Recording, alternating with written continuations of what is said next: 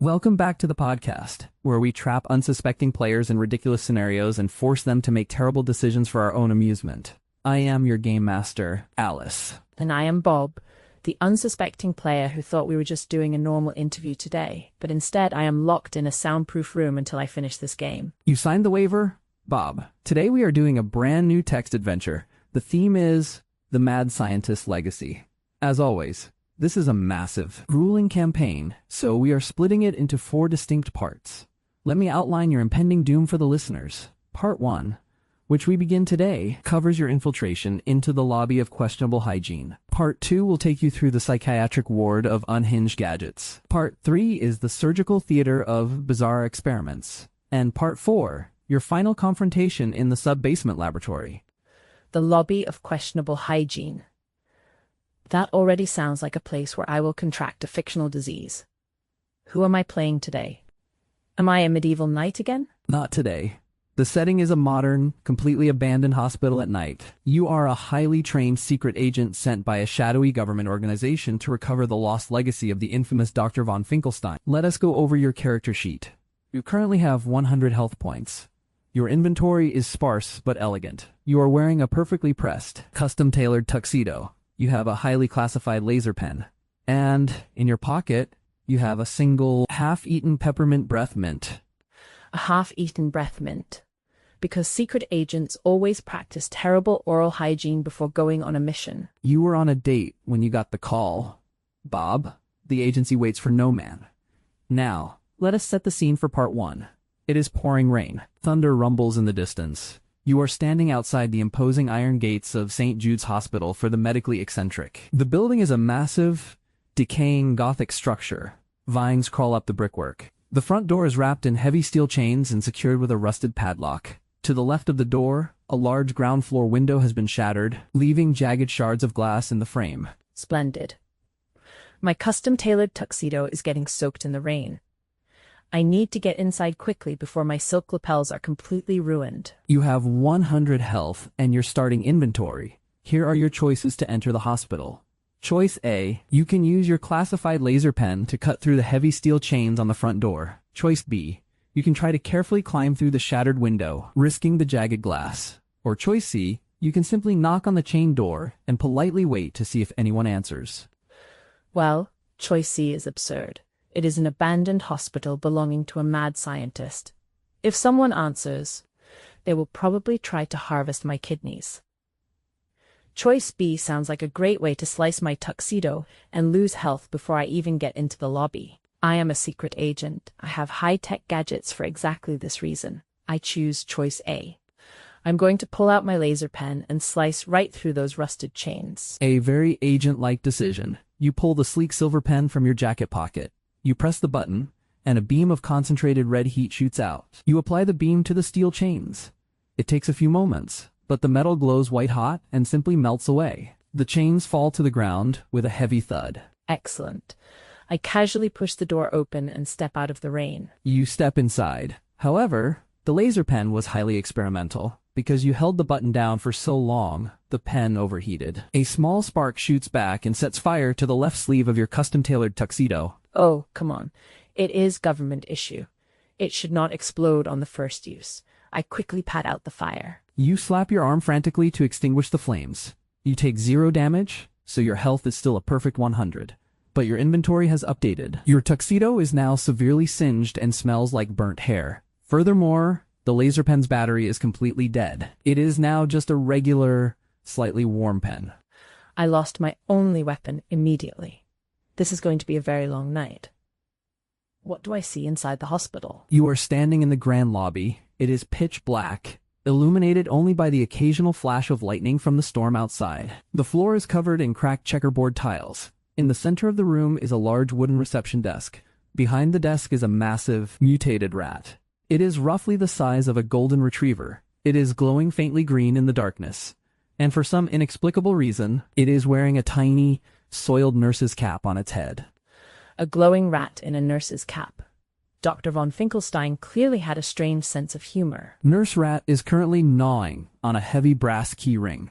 The keys look like they could open the doors leading deeper into the hospital. Nurse Rat notices you, drops the keys, and bares her glowing green teeth. She hisses aggressively. I need those keys. Do I have any choices, or do I just run away? You always have choices, Bob. You have 100 health, a dead pen, a burnt tuxedo, and a half-eaten breath mint.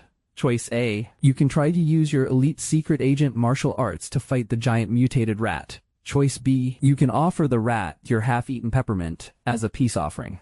Or choice C, you can try to sneak around the desk in the dark and steal the keys while she is distracted by the lightning. Fighting a giant glowing rat with my bare hands sounds like a fantastic way to contract radiation poisoning. My martial arts training did not cover mutated rodents. Sneaking in the dark is risky. The floor is covered in cracked tiles, which means it will probably crunch under my expensive shoes. I am going to gamble on the rat having a sweet tooth. I choose choice B. I will toss the half-eaten breath mint to Nurse Rat. You reach into your pocket, pull out the slightly fuzzy half-eaten peppermint, and toss it gently across the checkerboard floor. It bounces twice and lands near the desk.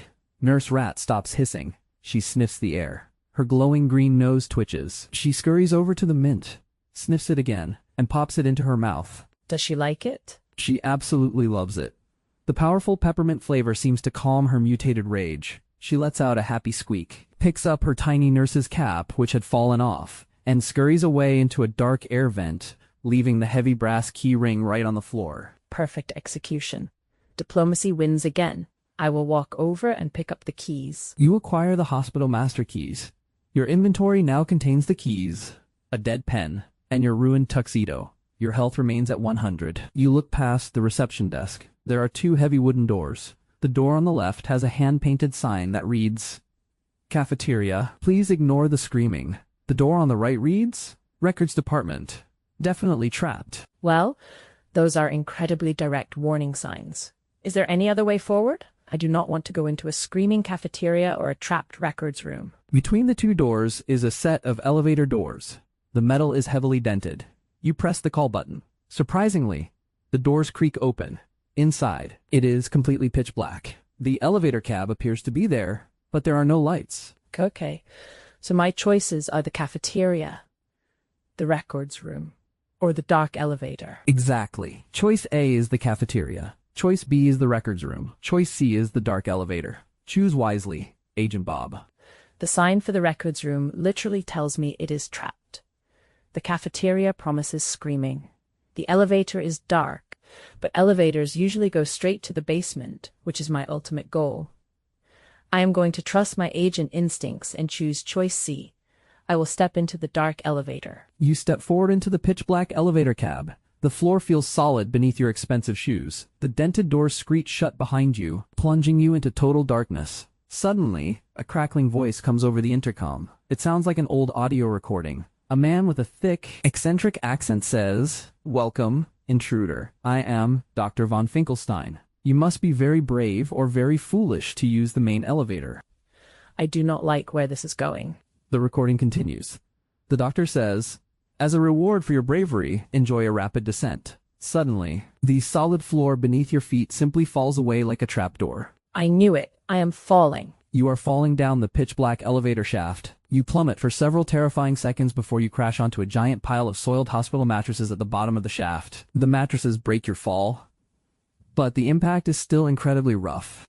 How much damage did I take from the drop? You take 20 points of blunt force damage. Your health drops from 100 to 80. You roll off the pile of mattresses and stand up, brushing off your ruined tuxedo.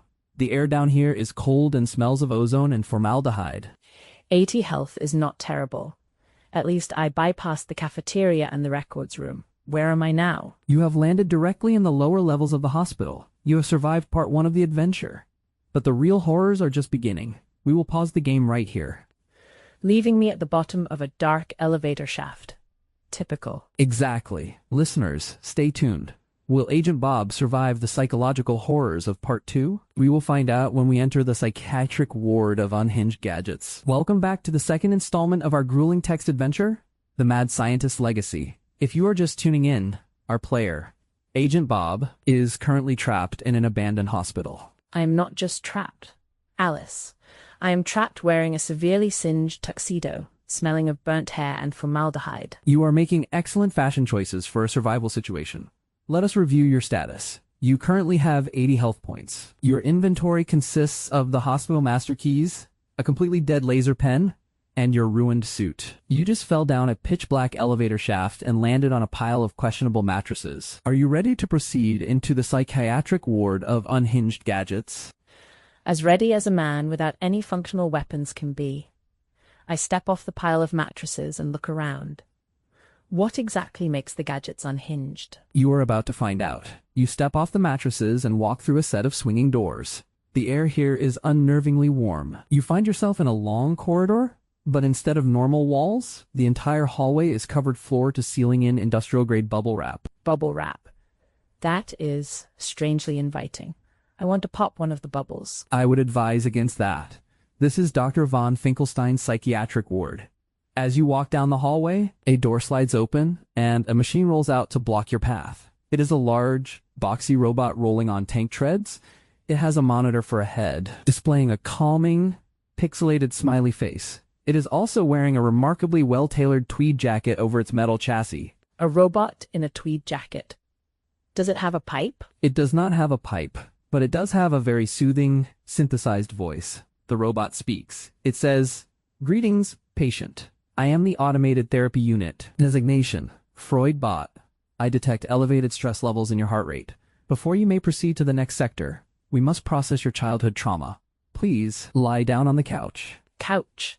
What couch? A panel in the wall opens, and a sleek black leather therapy couch mechanically folds out into the middle of the hallway. Freudbot rolls next to it and produces a metal clipboard. He says, "Failure to process your emotional baggage will result in immediate vaporized therapy." Vaporized therapy sounds lethal. I am guessing I do not want to fail this session. You have 80 health. Your inventory holds the master keys and the dead laser pen. Here are your choices to bypass Freudbot. Choice A. You can sit on the couch and invent a deeply tragic fake backstory to satisfy his programming. Choice B. You can try to jam your dead laser pen into his tank treads to immobilize him. Or choice C. You can use your master keys to try and pry open his chest panel and pull his wires. Let me analyze this. Freudbot threatened me with vaporized therapy, which probably means he has weapons hidden under that tweed jacket. If I get close enough to pry open his chest with a set of keys, he will likely vaporize my face. The same goes for the tank treads. Jamming a pen into a robot sounds like a good way to get run over. A very logical assessment. The physical approach carries immense risk against a heavily armed therapist. So that leaves choice A. I have to talk about my feelings. I am a highly trained secret agent, so I am very good at lying. I will choose A. I am going to lie down on the leather couch, stare at the ceiling, and make up the most heartbreaking story I can think of. You gingerly lie down on the leather couch. The pixelated smiley face on Freudbot turns into a pixelated look of deep concern. He says, "Please, begin. Tell me about your mother." I look at the ceiling and sigh heavily. I tell him that my mother was a tailor. She spent her entire life sewing the perfect tuxedo, the very tuxedo I am wearing right now. And then I tragically set it on fire with a laser pen just a few minutes ago. I tell him that my soul is as burnt as my left sleeve. You deliver a remarkably impassioned monologue. You even manage to squeeze out a single, convincing tear. Freudbot is completely silent. His monitor displays a loading bar as he processes the sheer emotional weight of your fake trauma. Suddenly, the screen flashes bright red. He says, "Error. Tragedy matrix overloaded.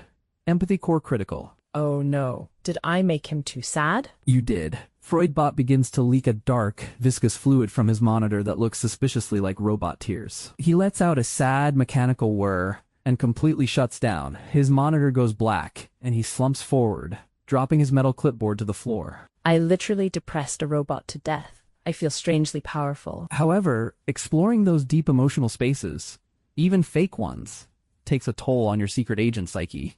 You take 5 points of emotional damage. Your health drops to 75. 5 damage from acting sad. That seems entirely unfair. But at least the path is clear. Do I find anything on Freudbot? You stand up and inspect the deactivated robot. Attached to his metal clipboard is a strange device. It looks like a metallic headband with wires and a glowing blue crystal in the center. It is a mind-reading tiara. According to the notes on the clipboard, Dr. Von Finkelstein used it to read the thoughts of his uncooperative patients. You add the mind-reading tiara to your inventory. A tiara. Excellent. So I am wearing a burnt tuxedo and a glowing blue tiara. I'm sure I look incredibly intimidating. You look like a very confused prom queen, Bob. But the tiara might prove useful. You continue down the bubble wrap hallway. At the end of the corridor is a heavy reinforced steel door. Next to the door is a digital keypad.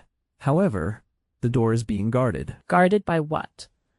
Another robot in professional attire? Pacing back and forth in front of the door is a massive holographic guard dog. It is made of shimmering blue light, but its glowing red eyes track your every movement. Every time it growls, the air around you vibrates with sonic energy. The keypad clearly requires a 4-digit code, but the dog is blocking the way. A holographic dog. Can it actually bite me if it is made of light? It is a hard light hologram. If it bites you, it will feel exactly like a real dog, but with an added electrical shock. You have 75 health. Your inventory includes the master keys, the dead laser pen, and your new mind-reading tiara. You have 3 choices. Choice A, you can put the tiara on your head and try to read the holographic dog's mind to find the keypad code. Choice B, you can jingle the hospital master keys to play fetch and distract it. Or choice C, you can try to throw your dead laser pen directly through its hard light projector to destroy it. Throwing my dead laser pen sounds risky. If I miss the projector, the pen bounces off the wall, and the dog eats me. Jingling the keys to play fetch is a funny idea, but holograms probably do not care about shiny objects. They do not have natural canine instincts. They are programmed entirely by Dr. Von Finkelstein. His programming can be eccentric. True. But I just acquired this tiara, and usually in these games, the item you just found is the key to the next puzzle. I choose choice A.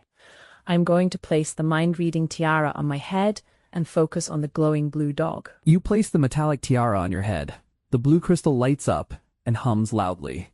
You stare intensely at the holographic guard dog. At first, you only hear static. Then, a voice slowly materializes in your brain. It is not the voice of a vicious guard dog. It is a very cheerful, simple voice that repeats the same phrase over and over again. What is it saying? The voice in your head says, I am a good boy. The master said I am a good boy.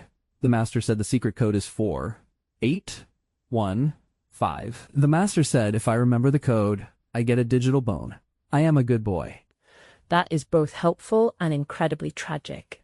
Does the tiara have any side effects? The device was a prototype. As you pull the thoughts from the hologram's artificial brain, the tiara overheats slightly. It delivers a sharp electrical shock directly to your scalp. You rip the tiara off your head, but you take 10 points of shock damage. You are now at 65 health. 65 health. The items in this hospital are more dangerous than the enemies, but I have the code. 48115. You quickly walk up to the keypad, keeping a safe distance from the dog, and punch in the code. The keypad beeps a cheerful tune. The heavy reinforced steel door slides open. The holographic dog stops pacing, sits down, and wags its tail as you walk past. Good boy. I step through the door. You step through the door and it slides shut behind you, cutting off the hum of the hologram. You are now standing in a small decontamination chamber. The air smells strongly of bleach. Before you is another set of double doors, with a large sign above them that reads, Surgical Theater of Bizarre Experiments. Please wipe your shoes. I am definitely not wiping my shoes. I just lost 10 health to a tiara. I need a break. And a break you shall have. You have successfully navigated the psychiatric ward of unhinged gadgets. You have 65 health points remaining. Your inventory has expanded, and you are one step closer to the mad scientist's legacy. I am terrified of what Part 3 holds. You should be. Listeners, join us next time when Agent Bob enters the surgical theater and faces horrors beyond imagination. Until then, stay safe and avoid putting strange tiaras on your head. Welcome back to Part 3 of our thrilling and slightly unsanitary text adventure, The Mad Scientist's Legacy. When we last left our hero, Agent Bob was standing in a decontamination chamber, catching his breath after depressing a robotic therapist to death. A victory is a victory. Alice. But my custom-tailored tuxedo is still burnt, and my head is still throbbing from that cursed mind-reading tiara. Can we do a quick status check before I walk into the surgical theater? Of course. You currently have 65 health points remaining. Your inventory includes a set of heavy brass hospital master keys, a completely dead and useless laser pen, your singed tuxedo, and the aforementioned mind-reading tiara. You are standing in front of a pair of double doors. Are you ready to proceed? I have no other choice. I push through the double doors and step into the room. Please tell me it is empty. You push the doors open. You are standing at the top of a grand, amphitheater-style surgical room. Rows of steep wooden bleachers circle down toward a brightly lit operating table in the center of the floor. Moonlight filters through a massive glass dome in the ceiling. The room smells heavily of bleach and old copper. A classic mad scientist operating theater. Let me guess. There is something terrible waiting for me by the operating table. You have excellent instincts, Agent Bob. Hovering directly above the operating table is a shimmering metallic cloud. As you walk slowly down the wooden steps, you realize it is not a cloud at all. It is a swarm of dozens of flying, sentient surgical scalpels. They are buzzing through the air like angry, razor-sharp bees. Sentient flying scalpels. Doctor Von Finkelstein really had too much free time. What are they doing? They are aggressively guarding a small metal pedestal located right next to the operating table. Sitting on the pedestal is a glowing glass jar containing a strange, pulsing purple liquid. You can clearly see a label on the jar that reads, "Pickled adrenaline." It looks incredibly valuable, but the swarm of scalpels is creating a tornado of sharp blades entirely around the pedestal. I need that pickled adrenaline. But walking into a tornado of knives sounds like a terrible career move. What are my options? You have 65 health and your current inventory. Here are your choices to get the jar. Choice A. You can put on your mind-reading tiara and try to read the collective mind of the scalpel swarm to predict their flight pattern. Choice B. You can take your completely dead laser pen and throw it across the room as a decoy to distract them. Or choice C. You can try to time your movements perfectly and just dive through the blades to grab the jar. Well, choice C is basically asking to be turned into a secret agent salad. That is out. Choice A involves the tiara, which previously shocked my brain and cost me 10 health points. I do not want to risk my health dropping any lower. But choice B, that actually sounds brilliant. The laser pen is shaped exactly like a surgical tool, just a metal cylinder. Maybe they will think it is one of them. A very perceptive theory. Are you choosing to sacrifice your government-issued hardware? It is completely broken anyway.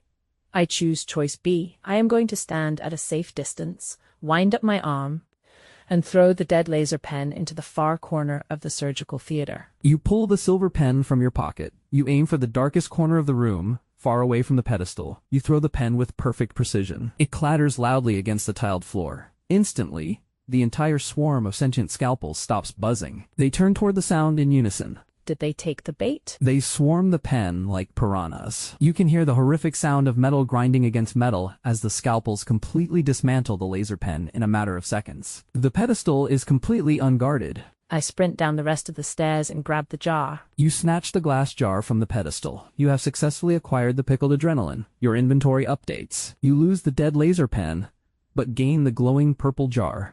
Your health remains steady at 65. Excellent. I am basically a master thief at this point. I look around the room. Where is the exit? My mission is to reach the sub-basement. On the opposite side of the surgical theater, behind the operating table, is a heavy steel door with a bright red sign that reads, "Sub-basement access." However, as you take a step toward it, you hear a disgusting, squelching sound coming from the ceiling. Squelching. That is never a good descriptive word in a text adventure. I look up at the glass dome. Dropping from the ceiling grid is a massive, translucent, gelatinous blob. It lands heavily on the floor between you and the exit door. It is roughly the size of a minivan. It appears to be made entirely of discarded medical waste and glowing green ooze. Strangely, it has a very large, slightly stained white doctor's coat stretched over its gelatinous body. A giant medical amoeba wearing a lab coat. This hospital just keeps getting weirder. It is the chief surgeon. It slowly oozes toward you. Through its translucent belly, you can see a bright red, pristine electronic keycard floating suspended in the slime. It is the keycard you need to unlock the sub-basement door. The chief surgeon raises a watery appendage and forms a wobbly hand. A deep, bubbling voice echoes in the room, demanding a biological sample before you can pass. It wants a biological sample. What happens if I do not give it one? It will likely absorb you and use your custom-tailored tuxedo as a decorative napkin. You have 65 health. Your inventory consists of the master keys, the mind-reading tiara, and the pickled adrenaline. Here are your choices. Choice A. You can pop the cork on the pickled adrenaline and drink it, hoping it gives you the strength to fight the blob. Choice B. You can put the tiara on your head to try and negotiate with the giant amoeba. Or choice C. You can throw your heavy brass master keys deep into the blob's body, hoping the metal gives it indigestion. Oh, this is a very difficult decision. If I throw the master keys, I might lose them forever, and I might need them in the sub-basement. Negotiating with an amoeba using a tiara that actively electrocutes me sounds like a terrible idea. Amoebas do not even have brains, so the tiara might just short-circuit entirely and explode on my head. A very valid concern. Brain-reading devices tend to malfunction when there is no brain to read. So that leaves choice A, the pickled adrenaline. Drinking a glowing purple liquid from a mad scientist's laboratory is objectively the worst decision a human being could make. But, in the logic of a video game, potions are meant to be consumed. I am going to drink it. I choose choice A. I pop the cork and chug the pickled adrenaline. You boldly unstopper the glass jar and down the glowing purple liquid in 3 massive gulps. It tastes like battery acid, pickled onions, and pure static electricity. That sounds repulsive. What happens to me? Immediately, your vision tunnels. Your heart beats so fast it sounds like a drum solo. You are filled with an overwhelming, terrifying surge of kinetic energy. The world around you seems to slow down to a crawl. The giant blob is oozing toward you at a snail's pace. You realize you have temporary superhuman speed. Yes.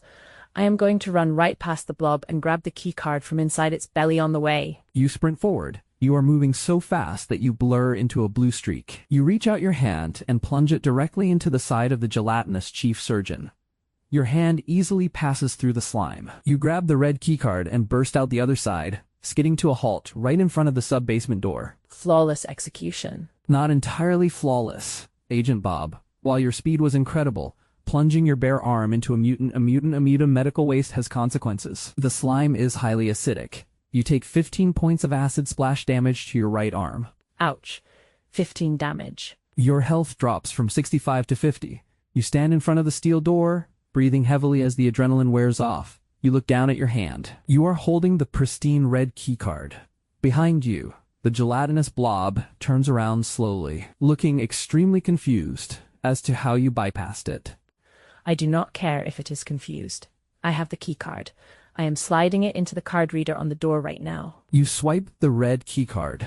The reader beeps, turns green, and the heavy steel door unlatches with a loud mechanical clunk. You quickly step through and pull the door shut behind you, leaving the chief surgeon trapped in the surgical theater. Thank goodness. I survived the operating room. I am down to half my health, but I am alive. What is my exact inventory right now? You currently have 50 health points. Your inventory contains the hospital master keys, the mind-reading tiara, the new red sub-basement keycard, and your tuxedo, which is now both burnt and covered in acidic slime. I look like an absolute disaster, but I am ready. Where does this new door lead? You are standing at the top of a narrow, spiraling concrete staircase that plunges deep into the earth. The air is freezing cold, and you can hear the low, ominous thrum of massive machinery waiting at the bottom. You have reached the final descent. The sub-basement laboratory, the final boss. Exactly. And that is where we will pause our game for today. You have conquered the surgical theater of bizarre experiments. But do you have what it takes to survive the final encounter with Doctor Von Finkelstein's ultimate creation? I suppose we will find out. I just hope I find a change of clothes down there. I would not count on it. Listeners, tune in next time for the thrilling conclusion of our 4-part adventure. Part 4, The Sub-Basement Laboratory, awaits. Welcome back to the 4th and final installment of our massive text adventure, The Mad Scientist's Legacy. If you have been with us since the beginning, you have witnessed our player make a series of highly questionable survival choices. I am Alice, your game master. And I am Bob, your heavily damaged secret agent. Let us not focus on the questionable choices. Alice, I am still alive. That is what counts in my line of work. You are barely alive. Bob, let us do one final status check for the listeners.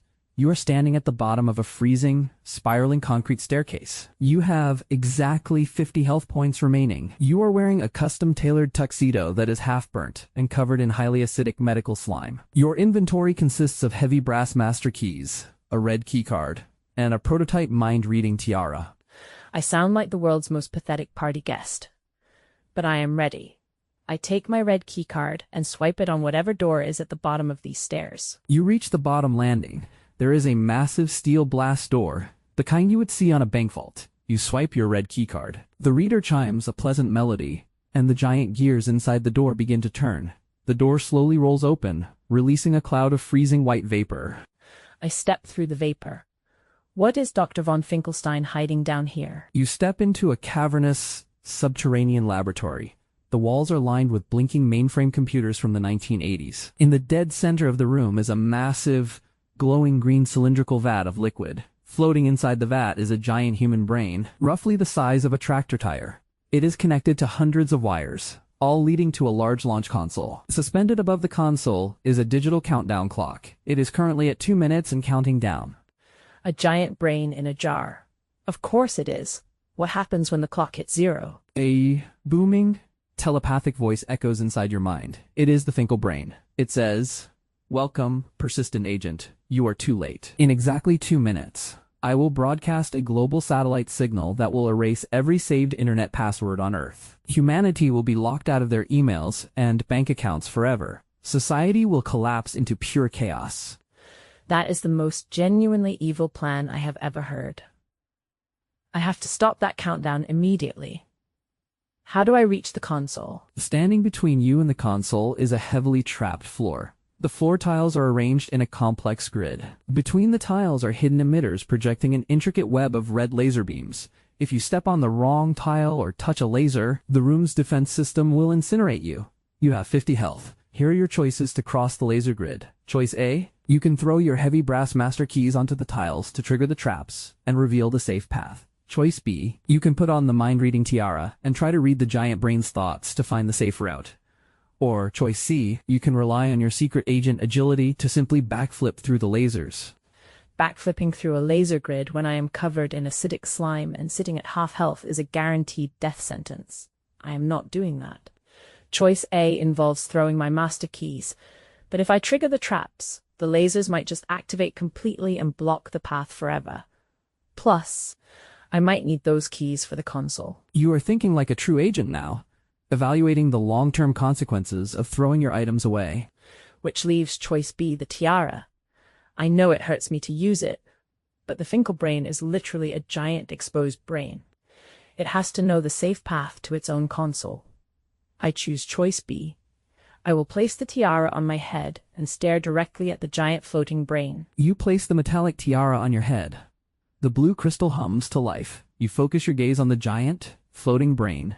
Instantly, your mind is flooded with a terrifying torrent of mad genius calculations, complex physics equations, and a surprisingly strong desire for a blueberry muffin. A muffin? Even giant brains get hungry, Bob. But buried beneath the muffin cravings, you see the exact pattern of the floor grid.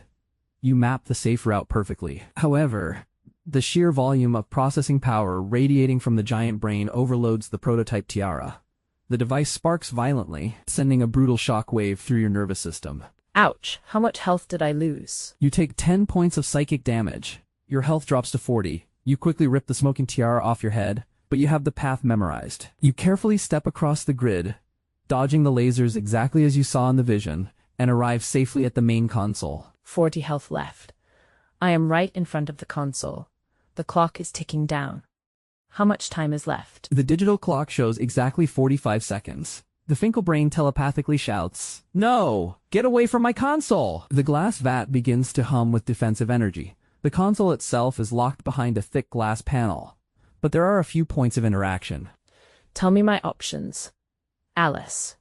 I need to shut this down before I lose all my passwords. You have 40 health. Your inventory is the master keys, the red keycard, and the broken tiara. Here are your choices to stop the countdown. Choice A, you can use the heavy brass master keys to smash the thick glass vat containing the brain. Choice B, you can swipe your red keycard in the console's master override slot. Or choice C, you can place the broken tiara backward on your own head. Press your forehead against the glass vat, and try to project your own thoughts into the giant brain to overwhelm it. Smashing thick glass with brass keys sounds like it will just bounce off and probably hit me in the face. It is reinforced glass holding thousands of gallons of fluid. I am not risking a blunt force attack. A wise deduction. Dr. Von Finkelstein did not use cheap glass for his masterpiece. So I need a technological solution. Choice B makes a lot of sense. I have a red key card. It got me into the sub-basement, so maybe it has master override privileges. I am going to try the logical approach. I choose choice B. I take the red key card and swipe it in the master override slot on the console. You take the pristine red key card and slide it quickly through the console's card reader. The reader beeps sharply. The screen flashes a bright red warning. Access denied. This card is for the cafeteria and lower doors only. The cafeteria? Are you serious? You used a door key on a doomsday device, Bob. The console immediately deploys its secondary defense mechanism. A small panel opens, and a robotic arm extends, delivering a painful electric shock directly to your chest. Ah, not again. You take 15 points of electrical damage. Your health plummets to exactly 25. The clock is now at 20 seconds. The Finkel brain laughs telepathically. You are out of time. What do? I have to use choice C. It is my only option left.